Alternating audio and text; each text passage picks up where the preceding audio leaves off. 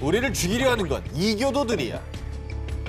처음에는 안정감을 준 뒤 서서히 이교도에 대한 공포심을 심어주며 아이들을 세뇌시켰습니다. 너희의 부모도 이교도다. 그러니 너희의 부모를 죽여라. 이제 우리가 너희의 유일한 가족이. 2022년 2월 24일 우크라이나는 러시아 침공에 맞서 국가 총동원령을 발령. 이에 대부분의 우크라이나 남성들이 사랑하는 가족과 연인을 뒤로하고 전장으로 뛰어들었는데요. 그렇게 전쟁으로 폐허가 된 도심 키이우에 한 남성이 남아 있었습니다. 그는 바로 10년간 우크라이나와 러시아를 오간 미국인 사업가 아르멘 멜리키안. 전쟁이 발발하자 멜리키안과 함께 어울리던 우크라이나인들, 그의 친구와 이웃들이 모두 총을 잡고 전장으로 뛰어들었고요. 멜리키안의 주변에는 남편, 아빠를 떠나보내고 삶의 터전마저 잃은 여성, 어린아이, 노약자들만이 남아 있었는데요. 그러자 멜리키안은요, 노약자들을 안전한 곳으로 대피시킬 수 있는 사람은 자신뿐이라는 걸 깨닫고 구출 작전을 계획했습니다. 이 당시 멜리키안에겐 적에게 반격할 무기, 보호 장비 전혀 없었습니다. 그가 믿을 것이라곤 고작 9인승 자동차 한 대뿐. 멜리키안은 자동차 한 대에 노약자분들을 태워 필사의 탈출을 감행했습니다. 출발지인 키이우에서 목적지인 이 폴란드 바르샤바까지는 무려 782km 거리. 멜리키안은 그 먼 거리를 한 사람이라도 더 탈출시키기 위해 매일 20시간씩 눈도 붙이지 못하고 운전했고요. 만약 폴란드로 가는 길이 막히면 헝가리로 방향을 틀어 우회, 달리고 또 달려서요. 그렇게 전쟁의 한복판에서 피난민들을 무사 탈출시켰습니다. 러시아가 우크라이나를 침공한 지 이틀이 되던 2022년 2월 25일 18살 청년 이반 노프는 할머니와 차를 타고 어딘가로 향하고 있었습니다. 그런데 러시아군의 무차별한 폭격이 쏟아졌는데요. 잠시 후 할머니의 눈앞에 끔찍한 광경이 펼쳐졌습니다. 사랑하는 손자 이반 노프가 그만 총격에 목숨을 잃고 만 것입니다. 지나가던 소년의 도움으로 할머니와 겨우 병원으로 이송될 수 있었습니다. 그런데 더욱 안타까운 사실은 사실 손자 이반 노프가 할아버지를 구하러 가던 길이었다는 점입니다. 당시 이반 노프의 할아버지는 뇌졸중 투병중으로 홀로 우크라이나 호스토멜에 있던 상황. 그런데 러시아군이 호스토멜을 집중 공격하자 키이우에 있던 손자 이반 노프는 할아버지를 구하려 전쟁터 한복판에 뛰어들어갔다가 이렇게 목숨을 잃고 말았던 것입니다. 언제 러시아군의 폭격이 쏟아질지 모르는 상황. 이반 노프의 할아버지와 할머니를 안전하게 모셔와야 했지만 러시아군이 이반 노프가 있는 도로로 향하는 다리를 폭파한다는 소식에 부모님은 아들의 시신을 수습하기로 결정을 했고요. 차디찬 아들의 시신을 직접 땅에 묻어야 했습니다. 아이고.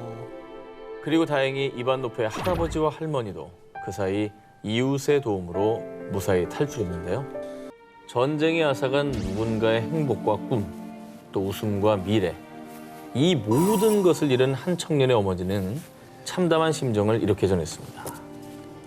전쟁은 우리 가족에게 다른 무엇보다 많은 영향을 줬어요. 난 내 아들을 묻었으니까요. 난 못해.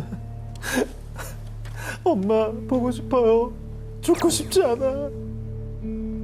사실 나시르는 이슬람교의 급진 순위파 무장단체 IS에 잡혀온 소년병 중 한 명이었습니다. 12살 초등학생 나이 아이. 아닙니까? 5학년. 그 나이한테 총을 주고 사람을 죽이라고 가르치고. 그런데 말입니다. IS는 소년병들에게 더욱더 끔찍한 짓을 자행했습니다. IS는 소년병들을 차출한 뒤 우리는 너희를 사랑해. 너희 부모보다 우리가 너희를 더 잘 보살필 수 있어. 우리를 죽이려 하는 건 이교도들이야. 처음에는 안정감을 준 뒤 서서히 이교도에 대한 공포심을 심어주며 아이들을 세뇌시켰습니다. 너희의 부모도 이교도다. 그러니 너희의 부모를 죽여라. 이제 우리가 너희의 유일한 가족이야. 부모를 죽이라고 강요한 겁니다. 돌아올 수 없는 강을 가게 만들어서 자기를 벗어날 수 없게 만드는 것도 있잖아요. 저게 어떻게 보면 부모를 죽이는 게 그 단계 시작이죠. 그러니까. 그렇죠. 이뿐이 아니었습니다. IS는 소년병들을 인간 방패 취급을 했습니다. 전투 최전선에 폭탄 조끼를 입은 소년병들을 투입. 자살 폭탄 공격을 지시했는데요. 만약에 소년병들이 응하지 않으면 아이들의 다리를 부러뜨리는 등 가혹한 폭력을 행사. 가까스로 IS에서 탈출한 소년병들도 신체적, 정신적 후유증이 심각하다고 합니다. 2012년 급진 순위파 무장단체인 IS의 공격을 받은 시리아 코바니 지역. 평범한 농부였던 파루크의 딸 퍼비는 어느 날 가족들에게 폭탄 발언을 했는데요. 아빠, 전 우리를 위협하는 테러리스트 IS와 맞서 싸워야겠어요. 그 길로 퍼비는 쿠르드 여성 민병대에 입대. 이후 자연스럽게 가족들과의 연락이 끊겼는데요. 이후 전쟁은 더욱 악화되면서 퍼빈의 가족들도 난민이 되어 모두 뿔뿔이 흩어졌고 서로의 생사만 겨우 전해 듣는 신세가 됐습니다. 그리고 2014년 서부 전선에서 활약하다 북부로 돌아온 퍼빈은 거리에서 우연히 군복에 총을 맨 아버지를 발견. 아버지 파루크 또한 삶의 터전을 지키기 위해 9개월 전에 민병대에 입대했던 겁니다. 이후 퍼빈은 아버지와 함께 고향을 지키기로 했습니다. 저 두 분이 어쨌든 이렇게 나선 이유는 삶의 터전을 지키겠다. 이 마음 하나로 저렇게 하고 계신 거잖아요. 그냥 전쟁이 없었다면 평범한 농부로 또 그의 딸로 행복하게 살고 있었을 겁니다. 평범했던 일상으로 돌아가기 위해서 저렇게 힘든 일들을 하고 있다는 게 참 너무나 가슴이 아프고 역시 또 그 질문을 하게 되네요. 누굴 위해 이러고 있는 건가? 네. 1944년 6월 제2차 세계대전 당시 노르망디 상륙작전에 연합군의 박격포 사수로 참전한 19살의 미군 로버트 레빈. 전장에서 그는 독일군이 던진 수류탄에 의해 부상을 입고 정신을 잃었는데요.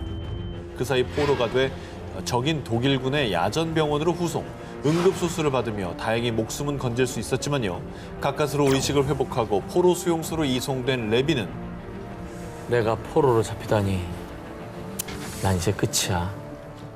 독일군의 포로가 됐다는 사실에 죽음을 직감, 절망했는데요. 그가 절망할 수밖에 없던 이유, 사실 레빈은 유대인으로. 당시 독일은 유대인 대학살을 자행했었기에 만약 그가 유대인이라는 사실이 발각된다면 목숨을 보장할 수 없는 최악의 상황이었던 겁니다. 최악이네요, 최악이야. 당시에 뭐 홀로코스트라고 해서 유대인들을 집단 학살하던 상황이었잖아요.